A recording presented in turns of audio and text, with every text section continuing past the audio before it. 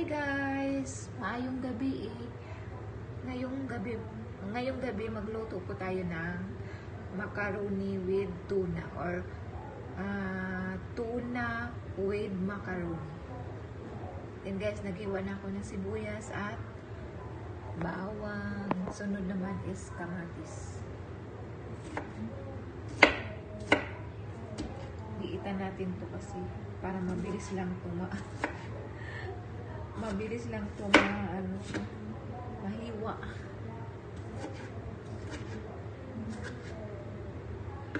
Ayan guys.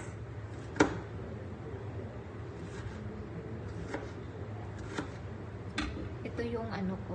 Ito yung ayan guys. Yung macaroni.